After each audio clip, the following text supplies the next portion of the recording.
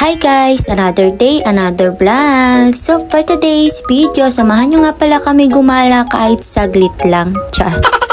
Napag-usapan nga namin ng kapatid ko na gumala nga muna kami saglit dahil nga naboboring na kami sa buhay namin. Char.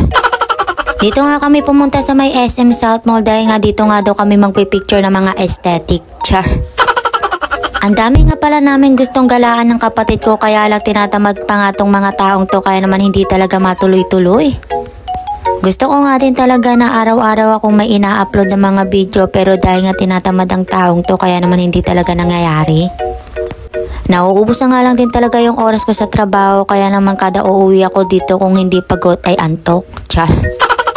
Gusto ko na nga lang din talaga lumusod sa inbound para naman may 80k na ako. Char.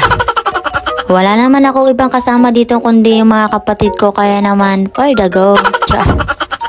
Abang iniintay pa namin yung isa kong kapatid ay pumunta na nga kami dito kung saan kami magsiselfie. Sabi ka kasi ng kapatid ko maganda daw dito magselfie at malinaw kaya naman dito na nga lang din kami pumunta. Usong-uso nga pala to ngayon kaya naman hindi rin kami magpapauli kaya naman ang picture-picture na nga din kami dito.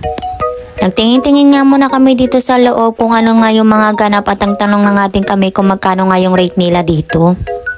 Marami ka nga din pala ditong pagpipilian na mga pwede mong pagpicturean. Ikaw na nga lang din talaga bahala kung anong gusto mo. 200 pesos nga lang pala yung ginastos namin dito. 2 print na nga yun ng picture at pwede ka nga din pala dito mag-scan ng kanilang QR code para naman makita mo yung soft copy nila. Dito na nga lang din kami pumunta sa may South Mall dahil nga gusto nga din talaga gumala ng kapatid ko. Marami pa talaga kaming gustong galaan at puntaan pero dahil nga tinatamad pa talaga ang taong to ay hindi talaga matuloy-tuloy. Sa sobrang tagal nga dumating nitong kapatid ko na to, ang dami ko na nga rin talagang picture. Di ko na nga din talaga kailangan magpa-picture pa dito. Char.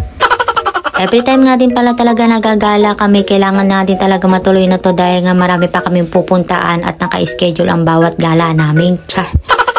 Kung pwede nga lang din talaga araw-araw nga din talaga kami magagala ay ginawa ko na para naman marami akong may upload. Char. Pero dahil nga hindi nga tayo Disney princess, kailangan muna natin kumayod bago gumala. Char. Every time nga talaga nagagala kami ay kami-kami lang din talaga magkakapatid na magkakasama dahil nga hindi na namin kailangan pa ng best friend dahil kami pa lang ay best friend na. Char. Wala kasi kami pag-aawayan na lupain dahil nga nagre-rent lang din kami. Char. Sa tunay nga lang din talaga, hindi na nga din talaga kami nag-aaway dahil nga meron na rin naman kaming kanya-kanyang mga buhay. May kanya-kanya na nga din kaming buhay at may kanya-kanya na nga din kaming pera. Tiyah. Kaya naman sa tuwing gagala nga pala kami ay talaga naman nag-aambagan kami para lang matuloy ang aming gala. Tiyah. Marami pa kaming gagalaan kaya naman abang-abang kayo sa aming mga video baka makarating na kami ng ibang bansa. Tiyah. Nakasulat na kasi sa aklat ng plano kung saan-saan kami gagala at kung kailan kami gagala. Tiyah.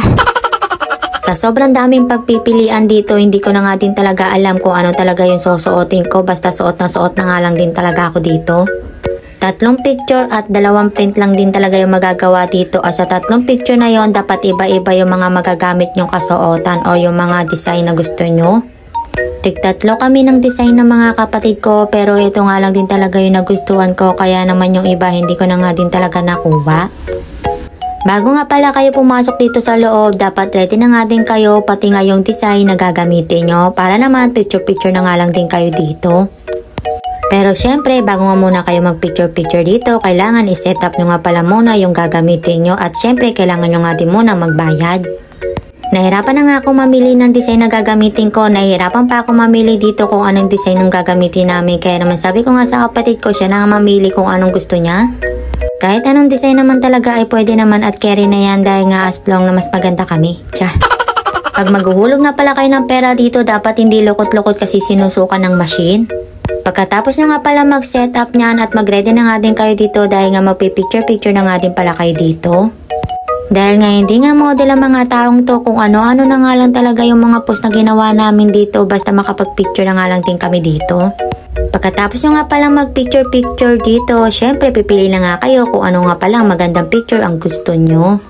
Yung nakapili na nga kami dito ay pinaprint na nga din pala talaga ng kapatid ko at eto nga at napaka-cute nga namin dito. Akala mo naman talaga mga model.